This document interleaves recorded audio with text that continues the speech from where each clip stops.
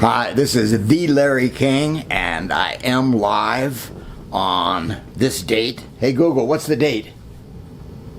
It's Friday, March 21st, 2025. March 21st, 2025.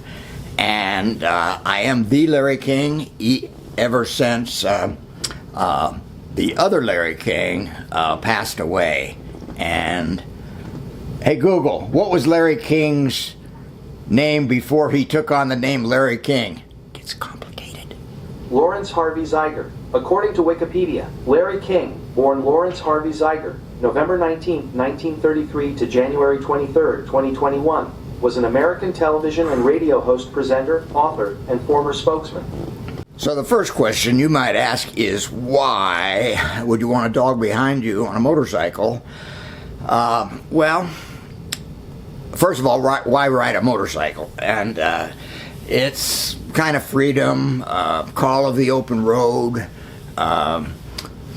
probably a little self-image, and could be even a midlife crisis. So there's all kinds of reasons you ride a motorcycle, all right? But motorcycles, riding a motorcycle is dangerous, and when you put a dog on the back, then it's danger times two.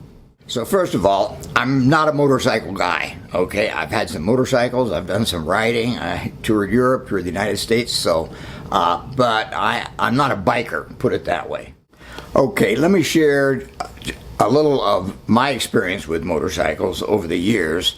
It turns out my first motorcycle, my dad gave me this motorcycle. I don't know where he got it from. I'm sure somebody just gave it to him. It didn't run. The compression was so low when you try and start it, it would go bub, bub, bub, bub, bub, bub, bub, bub, bub, bub.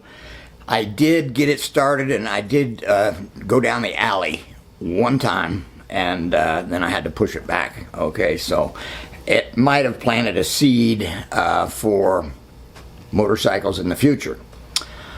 Okay, so this next slide, that's the motorcycle I bought in when I was 23. I was a college professor at a small college in Pennsylvania. I saved all my money, and I bought a 1967 Triumph Bonneville in London and toured Europe on that. I went from London down to Spain, Italy, back up to Holland, and then I shipped the bike home to Los Angeles, where I had another teaching job starting, and I partially toured the United States, period. Okay, so I mentioned motorcycles are dangerous. I did have a tragedy, a real tragedy, in Italy. I was, it's like I was trying to leave Florence. I love Florence, but in fact, on my motorcycle, there's an outside imitation of David, and I would go look at that on my bike every day, you know, quite a sight. At any rate, so I'm jinxed trying to leave Florence. The first time I try to leave, I snapped a cable, and I limped back to Florence and replaced the cable. The next time I'm planning to leave, I was staying at this pension. The next time I try to leave, I got sick, okay, so I stayed there. Finally, the third time, I am leaving, and so I'm on the Autostrada heading up to Germany, and it's the Italian version of the Autobahn, so it's a beautiful highway, everybody's going fast, and so was I. I laid down on my bike, and I'm heading home. I thought, okay, there were 3 cars on the right lane. I'm in the passing lane. I passed the first car, and as I'm passing the second car, now I realize I was completely in his blind spot, and he just changed lanes to pass the first car and knocked me into the opposing traffic, and I'm going down the road with one hand on the steering wheel, so it was bad. I did survive. Obviously, I wouldn't be here. I guess I was in shock because I kept looking down the road, and I'd go, well, at least there's no cars coming. And then it'd be zoom, and I go like, oh. Then I'd look up, and I go, well, at least there's no more cars coming. Zoom.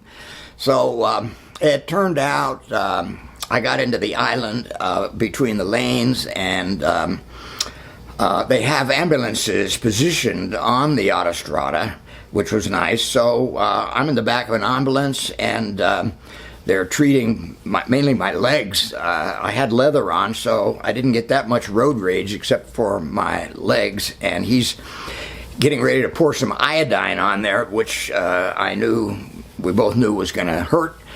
And he knew I was from Colorado, and he'd watched Westerns, and so as he's pouring it, he said, I should give you a bullet to chew on, you know. So at any rate, I got bandaged up. I went back to the pension, and I'm eating with the other people, and I say, you know, I don't feel so good. I go to lay down, and I just collapsed. I had really been like operating in shock or something. So I recuperated, and on I came home, okay. This next slide, this is a 1967 Honda Silverwing, and I bought that in upstate New York. I did local traveling on that. It was an antique when I bought it and when I sold it, and it was a great little bike. Okay, so in this next slide, you see I'm getting a little more serious. This is a 1978 Honda Goldwing. Which is a heck of a bike, 4 cylinders, and you can really scoot down the road. So I wanted to start traveling, but I had a dog. Okay, so what do? Well, of course, I'm thinking train the dog to be on the back. Okay, I don't know where that thought came from. It's not a smart thought, but I do want to go through my experience with the dog. Okay. So, what are the pros and cons of traveling with a dog, okay? First of all, it's fun to ride with your buddy. You always got your buddy with you. And interestingly enough, kids always wave at you when they go by, okay? Because you got the dog on the back, and so it's nice, okay? But, first of all, you can get in an accident. You don't have seat belts or airbags or anything like that, so it'd probably be maybe dead you, definitely dead dog. Okay, so you don't want that. Avoid accidents.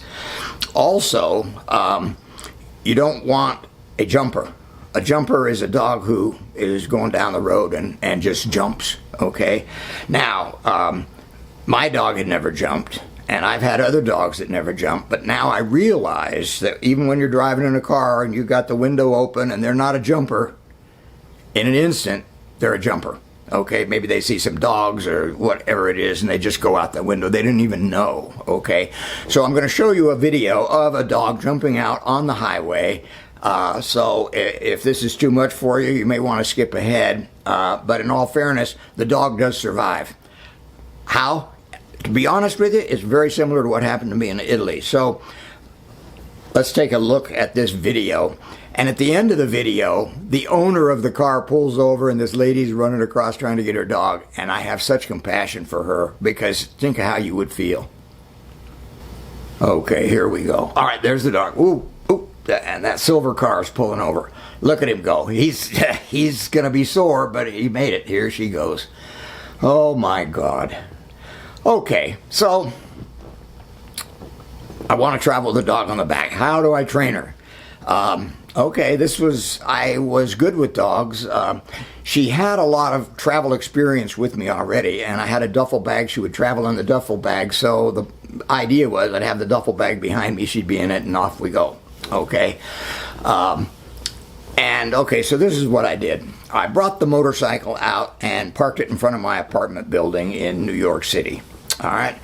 Then I bring Peaches out and I leash her up to a post right by the motorcycle. Now I'm trying to kind of condition her, getting her used to the motorcycle. So I put the bag on it and I patted it with my hand, and she stretches at the leash. She wants, you know, and but she couldn't jump, so she's whining. All right, so I'm kind of torturing her just a little bit, okay? Then I start up the motorcycle, rev it up a few times, turn it off, go over and pet her, you know, go back, start up the motorcycle, rev it up a few times, turn it off, okay? Okay, the next phase is I start up the motorcycle and I slowly leave and she's going nuts. And I go around the block and I come back, I turn off the motorcycle, I come over, give her a pet. I think I did that 3 or 4 times. Get up. So in other words, I'm leaving and you're staying. Well, she doesn't like that. Okay, so finally I just unleashed her and said sit and stay, and I go over and I just patted the bag and I said, okay. Boom, she was up there in the bag. Now, moment of truth, okay? How is she going to react to riding on the motorcycle? This was scary, I must admit. So, again, I started it up, turned it off a few times, started it up, get her used to that. Then I started out and gingerly, very slowly, I drive around the block, trying not to like turn it too much, come back to the same spot, turn it off, put down my kickstand, tell her to stay, you know. So she stays, I pet her a bit, you know, and I walk around the motorcycle, just, you stay, okay, so she's used to that, but that's what she did anyway. So what I'm saying is, what you're trained to do already with the bag, now we do on the motorcycle. So then I went around the block like 3 times, and then the next trip I went 30 miles upstate, and she, like, I considered her trained, and we were on the road. So as you can see in this picture here, where we are traveling, the bag is, she's sitting on her bag, and there's my thermos of coffee. So this was a long time ago, so that looks pretty nice. You're traveling, you got your coffee. That's the pack, which I had my camping gear in. Just a quick story. Let me see what this next slide is here. Okay, let's look at this next slide. This is camping in Arcadia National Park, and there's a story behind this.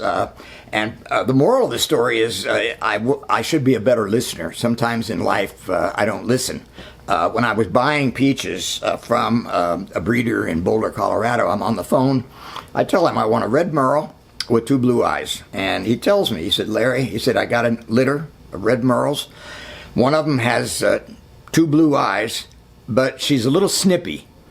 And she's got a little sister with 1 blue eye who's just as sweet as sugar, you know. I'm going like, no, I want 2 blue eyes. You know, I want what I want when I want it, you know. And he repeated at least twice, maybe 3 times. She's a little snippy and she's got a little sister. And I'm going, no, no, no. So he ships her out. And she was snippy, okay, which means she didn't like bite or anything, but she was snippy. So I'm coming up, I'm going to Canada on our big trip. We're going all the way up to Cape Breton Island in Nova Scotia, Canada. And we're going up through Massachusetts, and they're paving the road, and traffic is dead stopped. It's like 97 degrees, seemed like 100% humidity, and we're dying, just sitting in the sun, not moving. So they had paved the lane next to us, fresh tar and stuff. Well, not tar, but and traffic cones. So I just eased out between those cones and drove up to the front of the line, and there was a Massachusetts state trooper. I don't know if he had the reflector glasses on or not, but he just goes, he said, move over to the side. He said, I'll get to you later. So I pull over, and shortly he comes over, and he's telling me, listen, we're in a heat wave here. I want you to get this dog off the road, get a motel. This heat wave is very dangerous. So I just want to, just give me your license and registration. And he put his hand out into our space, and boom, she got him. Oh, he goes, oh my God. He said, you're lucky I'm not going to give you a ticket. And he didn't, but she nipped the state trooper. So she was a little snippy. That's the end of that story. Actually not. If you go to the end of this story, I had a stepdaughter at the time, and when she would bring over her friends, Snippy was not good. So I found her a home on a dairy farm upstate New York, where I said to the guy, I said, but she's a little snippy, you know. And he said, good. He said, because my father, we used to have a Doberman. And there was somebody, they came up and they said, you know, your dog bit me. And my dad asked him, well, where were you when he bit him? He said, well, I was crossing across your property. And he said, you were on my property? You know? In other words, he liked peaches because, whatever, he didn't mind that at all. So, back to the trip. So we went to, we camped here in Arcadia National Park. It turned out I made the best lobster bisque soup I've ever had in my life. There was a local fish shop there, and I bought this huge lobster they had in the case. And I'm asking them, how do you have a lobster bake or something like that? And they're saying, you just bury it in the coals. And they said, if you really want to be authentic, go down and get seaweed, wrap it in the seaweed, and then bury it with some corn, which I did. I got the corn. And so I cooked it, and I ate the lobster, and I had a lot of leftovers. So the next day, I went and bought some cream and some butter and maybe a little salt and pepper, and that was it with all that lobster. And wow, that was delicious. So as you can see in this next slide, we did get up to Canada, and I managed to get a picture of her with the flag and the bike. And so we're on our road up to Cape Breton Island in Nova Scotia. And one of the things about riding a motorcycle, I did have one experience where we're going up this hill along the coast, the ocean, and as we're going up, to my right are these bald eagles just kind of floating in the air about the same speed I am, and pretty soon I'm going up and I'm looking down at these bald eagles. Well, it turned out the fishermen are down there with their lobster traps, and bald eagles are part scavenger, so they were just waiting for their food, okay? But it was a beautiful sight. Okay, here's another picture of us on the road with her on the motorcycle, and once again, like you can see, it'd be pretty easy for her to jump off if she wanted to. But I'm going to show you this next slide is a real treasure for me, because I was never able to get a picture of both of us on the motorcycle because I always travel but alone. I did, and back then hold my little Instamatic out to the side as we were going, and I clicked this picture, and that you can see the shadow of both of us going down the road. And if you look at Peaches, she's very intent. She's looking down the road, and I would tell people the last thing that dog wants to do is jump off that motorcycle, and you can kind of tell with that slide. Okay, so that's really the end of the story. Hopefully I'll have more. I got, all kinds of crazy stories from the way I live my life, so I don't suggest anybody to follow them, but hopefully you'll find them interesting, because I really enjoy making these videos, and I'm just at the beginning of this YouTube channel, so I have 0 likes, 0 subscriptions. So when I get the first like or the first subscription, I'm going to be ecstatic, okay? So help me out if you can.